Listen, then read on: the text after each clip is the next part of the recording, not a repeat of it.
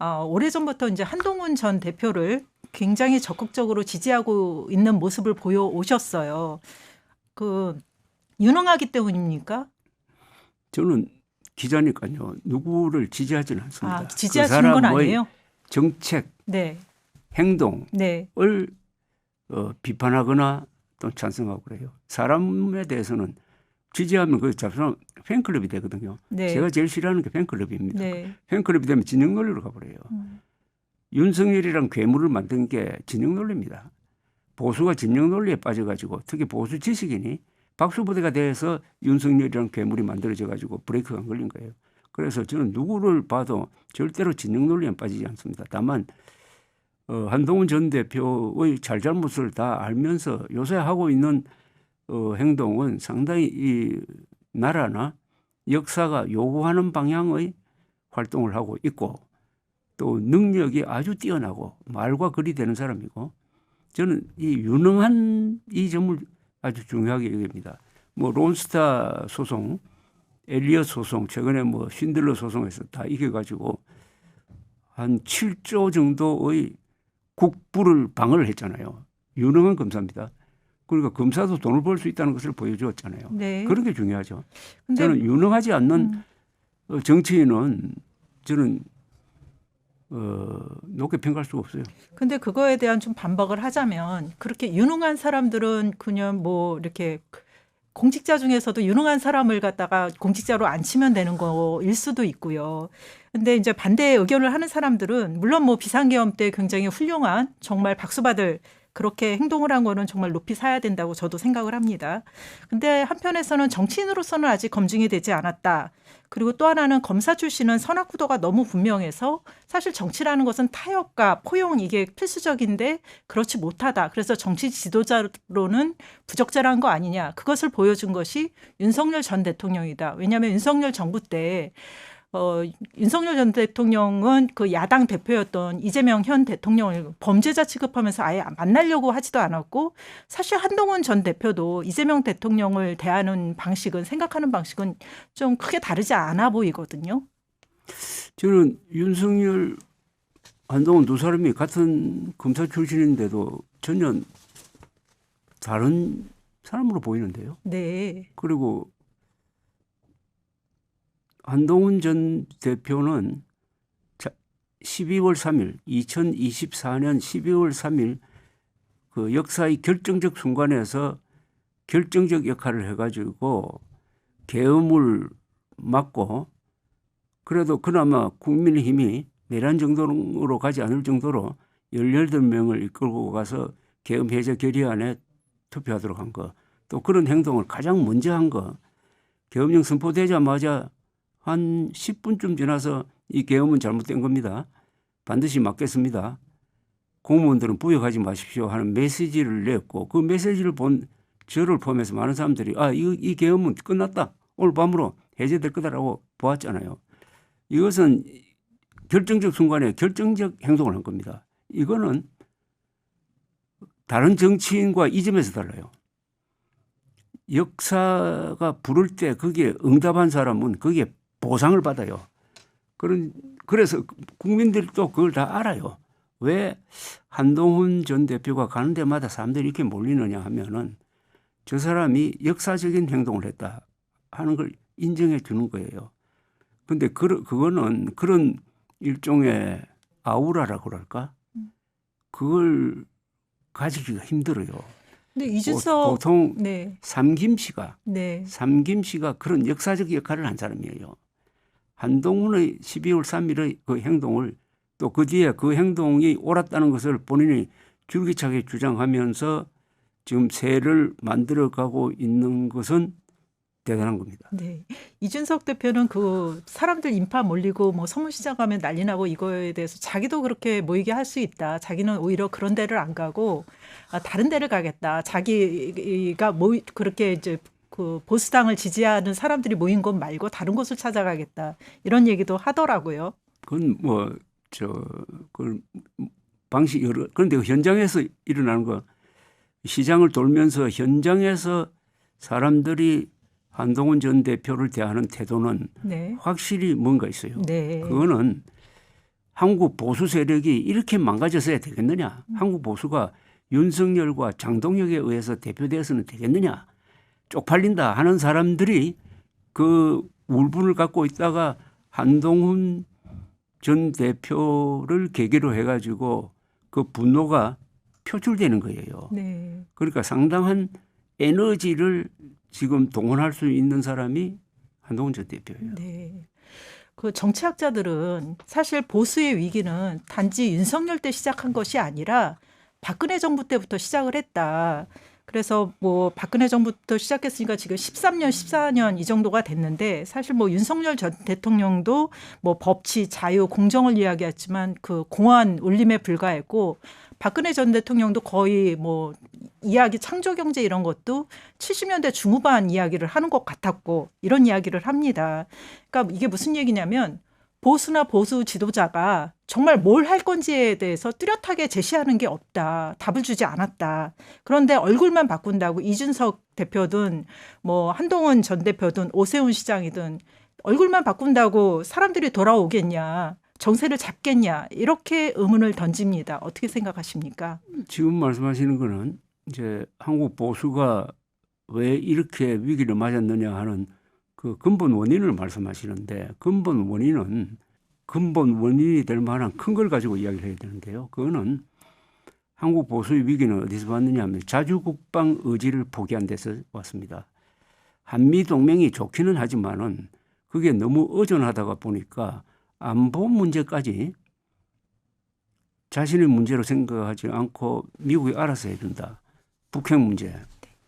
사실상 포기해버렸어요. 그러니까 보수 정당은 특히 한국 같은 상황에서는 모든 정책이나 모든 행동은 국가를 지키는 안보 문제를 중심으로 전개가 돼야 됩니다. 이 부분을 미국한테 맡겨버렸다 이거예요. 그러면은 이거는 일종의 사대주의자가 됩니다. 그리고는 이권 투쟁을 한다 이거예요. 이권 투쟁이야 저기 이 좌파가 잘하지. 그걸로 경쟁하면 안 되거든요. 그래서부터 한국 이 보수는 내가 가끔 이런 표현을 했습니다. 북한을 야윈 늑대라고 한다면은 한국의 보수는 살찐 돼지다. 살찐 돼지다. 안보를 자주국방을 포기했으니까 우리는 이스라엘처럼 살아야 될 나라인데 저 남태평양에 어디 뭐 통과가처럼 살고 있다. 좀 더 그게 무슨 비유이신 거죠? 자주국방을 포기하면은 남태평양에서 행복하게 사는 사람처럼 사는 거 아닙니까? 우리가 이스라엘처럼 살아야 되는데 어떻게 보면 이스라엘보다 우리가 더 위험하죠. 이스라엘이 핵무기를 갖고 있지만은 우리는 핵무기를 갖고 있지 않잖아요. 그러면 정신 바짝 차리고 살아야 되는데 그걸 놓쳤기 때문에 오늘의 보수의 위기가 온 겁니다. 한국 보수 세력 중에 북한 핵 문제를 자신의 문제로 생각해가지고 진짜 고민한 사람이 있습니까? 그리고 선거 운동할 때 안보 문제를 들고 나와가지고 좌파와 정면 승부하는 사람이 있습니까? 지금 수도권은 북한의 핵 위협에 거의 다 노출돼 있잖아요. 오늘 밤에 김정은이가 핵미사일 발사 돈줄을 누르면은 북한에서는 막을 사람 없어요. 서울에는 막을 방법이 없습니다. 서울 상공에서 터지는데 한 7분 걸릴 거예요. 그러니까 우리가 이렇게 지금 방송하고 있는 것도 김정은이가 발작을 하지 않았다. 발작하지 않아서인 그러니까 우리의 것이다. 안전을 김정은한테 맡겨놓고 요행수로 살고 있는 사람들 아닙니까? 그런데 보수는 이렇게 하면 안 된다 이거예요. 거기서부터 한국 보수는 비겁한 보수가 되고 치사한 보수가 되고 보수가 꼭 가져야 될 미학을 잃어버린 겁니다. 보수는 멋져야 돼요. 한국 보수는 오히려 미국하고 굉장히 밀착되어 있는 것을 주장하고 있지 않나요? 밀착이 아니라 안보를 그냥 미국에 맡겨버린 거지. 그럼 대표님은 뭐 전작 지휘권이라든가 이런 것도 다 가져오고 우리도 뭐 핵 개발을 하든 뭐든 우리가 자주국방을 해야 한다. 당연히 자주국방은 우리 힘으로 해야지. 우리가 가난한 나라 같으면 못해요. 가난한 나라 같으면 옛날에 50년대 가난할 때도 우리는 했는데 부자 아닙니까? 부자면은 핵 개발하기 싫으면은 미사일 방어망을 철저하게 해야지. 그래서 10발 쏘면 여기서 다 막을 수 있을 정도로 그거 투자도 안 하잖아요. 그거 투자하려면 또 좌파가 들고 일어나 가지고 뭐 사드 배치도 막고 수도권에 미사일 방어망 만드는 것도 막고 이러잖아요. 근데 그러니까 우리나라 전체의 문제인데 네. 좌파는 원래 그렇다 하더라도 보수가 그러면 보수가 절대로 자주국방 의지를 포기하면 안 된다는 거예요. 그래서 네. 여기서부터 한국 보수의 몰락이라 그게 시작이 된 거예요. 시작이 됐는데 여기 또 하나가 있습니다. 보수는 교양이 있어야 돼요. 네. 보수적 품성이 있어야 됩니다. 한국 보수가 또 잘못한 게 있어요. 한국어를 파괴를 해버렸습니다. 한국어는 한자와 한글을 같이 써야 돼요. 한글 전용으로 가면서 한자를 안 쓰게 됐다 이거예요. 한자와 한글을 같이 써야 정상적인 언어 생활을 할 수 있고 그렇게 해야 교양, 인문 그리고 정확한 정보 전달이 됩니다. 그런데 이게 사고력에 문제가 생깁니다. 한글 전용으로 가면은 한국 사전에 실려 있는 단어의 70%는 소리 아니면 암호로 변해버려요. 말의 수준이 떨어집니다. 이 책임도 한국 보수의 책임입니다. 네. 그래서 자주국방을 포기함으로써 국가 엘리트가 만들어지지 않아요. 그리고 한국어가 망가짐으로써 국민 교양이 떨어집니다. 이러면 보수가 쓸 자리가 없어요. 네. 그 결과가 바로 지금 비참한 국민의힘. 힘. 다만 지금 보수를 우리가 개념 정의를 해야 돼요. 네. 보수층은 건재해요. 보수층은 한 45% 됩니다. 보수층은. 보수 지식인이 문제예요. 보수 지식인이 치명적 실수를 했어요. 즉 보수 지식인들이 부정선거 음모론을 막지 못했어요. 부정선거 음모론에 편승하기도 했어요. 그다음에 보수 정당 따로 있어요. 자, 보수층은 건재하지만 보수 지식인은 저는 집단적으로 자살했다고 봅니다. 아, 집단적으로 자살했다. 부정선거 음모론을 앞장서서 막아야 될 사람들이 보수 지식인인데 그 사람 중에 교수, 언론인, 기자는 좀 적습니다만은 또는 장성 이런 사람들이 부정선거 음모론에 넘어가 버렸잖아요. 그러면은 부정선거 음모론은 이렇습니다. 보수층에서는 한 50%, 진보는 5%밖에 안 돼요. 거의 감염된 율이. 감염률이. 네네. 그래서 한국에서 앞으로 보수가 제대로 살리면 보수 지식인들이 자기 고백을 해야 돼요. 부정선거 음모론에 편승해가지고 기록을 남긴 사람들은 앞으로 절필을 해야 됩니다. 절필을 해야 한다. 네. 지금 보수에 대해서 이야기를 하는데 지금 이재명 대통령이 그 중도 실용 외교, 또 심지어 중도 보수 이렇게 선거 때 대선 때 벌써 그런 말씀을 하고 나오셨잖아요. 그러면서 지금 탈원전을 철회하고 북극 항로를 개발하고 자원 외교를 하겠다. 이게 다 과거에 그 보수 정당의 정책들이잖아요. 그러다 보니까 더 보수가 설 자리가 없어진 거 아니냐. 지금 이재명 정부하고 그러면 보수당을 어떻게 차별화를 해야 되느냐. 이런 고민이 있을 것 같습니다. 어떻게 차별화를 해야 할까요? 이재명 대통령의 정책을 중도 실용보다는 저는 실리 정책이라고 봐요. 실리 정책. 자신한테 이익이 되는 걸 한다는 거죠. 자신한테? 실리가 있는 실리적인. 예. 그건 욕이 아닙니다. 네.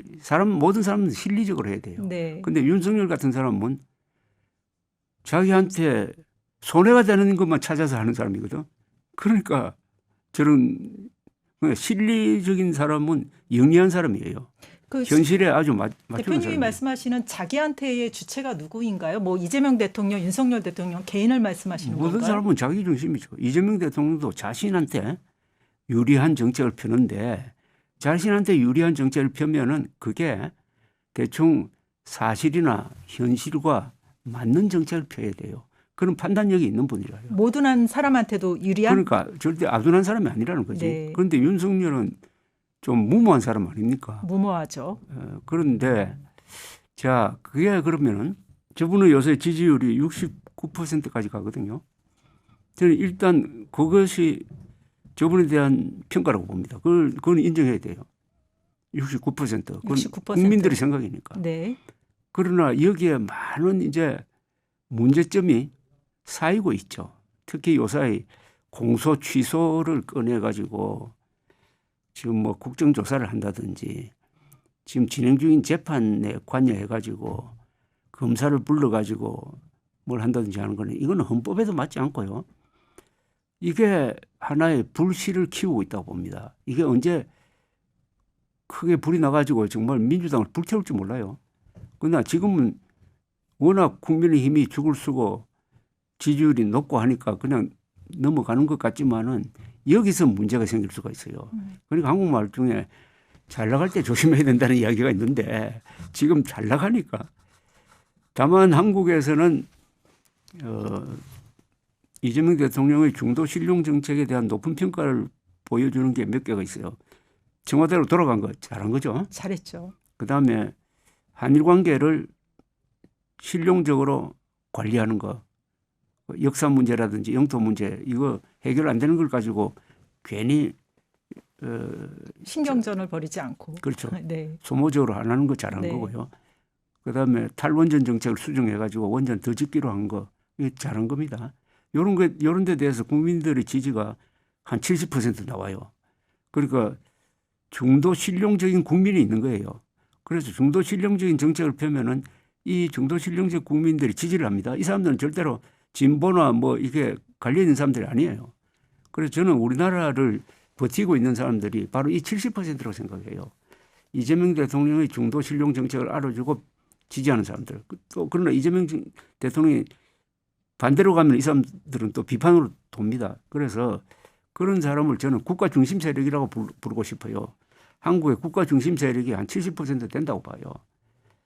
앞으로 이 70%의 초점을 맞춰 가지고 정치를 하는 세력이 등장을 하면은 아주 강한 정당이 되고 집권도 갈 수 있다. 그래서 저는 한국 보수가 그냥 재건해 가지고 과거로 돌아가는 재건이 아니라 바로 국가 중심 세력이 되는 방향의 보수 재건이 되어야 한다. 이렇게 생각합니다. 그런데 국가 중심 세력의 기준은 딱 세 가지예요. 헌법 존중하고 사실을 인정하고 상식적인 사람이 뭉쳐가지고 이 사람들이 행동을 할 때 사일런트 모조리티는 안 되죠. 침묵하는 다수 말고 행동하는 중심 세력. 바이털 센터라고 그래요. 그걸 미국에서는 바이털 센터. 이 사람들이 극좌와 극우를 같이 약화시켜야 돼요. 그러면 가운데를 차지하게 되지 않습니까? 네. 제가 뭐 이따가 사실은 질문을 드리려고 했는데 이미 답을 하셨습니다. 이재명 대통령이 집권한 지, 뭐 국정을 운영한 지 10개월이 됐는데, 인기가 지금 3주 동안 계속 60% 이상 그 지지율이 나왔고, 그런데 이 지지율이 계속 얼마나 갈 것이라고 생각을 하시는지, 그 다음에 만약에 그렇지 않다면 뭘 가장 위험하게 보시는지 이런 질문을 드리고 싶었는데 답을 하셨습니다. 그런데 이번 선거에서 이기고 나서부터 상당히 어려워진다고 봅니다. 이재명 대통령이요? 네. 왜요? 이번에 이기고 나면요. 네네. 국민들도 이제 극우 세력에 대한 심판을 했다라고 생각할 거예요. 네. 그러면 관심이 다른 데로 갑니다. 정부로 향할 거예요. 네. 정부로 향하고. 네. 그러니까 극우 세력을 심판했던 같은 기준으로 이재명 민주당을 평가할 거예요. 그러면은 지금 하고 있는 주로 이 검찰청 해체라든지 이 공소 취소. 공소 취소 말고도 뭐 여러 가지 이 사법개혁. 네. 문제에 대한 평가가 나빠질 수가 있어요. 크게 이겼다고 절대 안심할 게 아니고 하여튼 보십시오. 이게 네. 이번 선거에 크게 이긴 게 마지막으로 웃는 순간이 아니겠느냐 하는 생각이 듭니다. 근데 이미 뭐 검찰 개혁도 그렇고 이게 다 이제 그 지나가 버렸잖아요. 이미 저희가 이제 조정을 하기가 어려운 상황까지 온 것도 많은데. 아니 이제 그때부터 부작용이 이제부터 생긴다는 거죠. 지금부터 네. 검찰청이란 게 좋은 일을 많이 했잖아요. 나쁜 것보다는 검찰이 훨씬 더 나쁜 사람들을 잡아놓고 하는 걸 한 거 아닙니까? 억울한 사람도 물론 있었죠. 그러나 숫자로 비교하면 정치적 수사를 빼고 한국의 검찰이 다 잘했잖아요. 그래서 대중사회, 아주 큰 나라라든지 이런 나라에서 항상 있는 게 조폭하고 마약 범죄입니다. 요 두 개는 한국의 검찰이 상당히 잘해가지고 요 정도 수준으로 묶어놓은 거예요. 그리고 범죄 검거율도 높고요. 그래서 한국은 세계에서 치안이 좀 잘된 나라 아닙니까? 그런 나라를 만든 게 검찰, 경찰이잖아요. 그런데 지금 검찰을 악마화 해가지고 그 수사 기능, 80년 동안 쌓아놓은 수사 기능을 지금 이런 식으로 거의 괴멸적 타격을 준다면 그 수사 기능이, 수사 노하우가 사장돼 버리잖아요. 그럼 누가 좋습니까? 범죄꾼들이 좋지. 지능범죄들, 조직범죄들. 그럼 손해는 누가 봅니까? 일반 국민들이 보죠. 그래서 이거는 앞으로 서서히 나타날 거예요. 서서히 나타나면서 광범위하게 퍼질 가능성이 있습니다. 네. 그러면 이게 여론을 바꿉니다.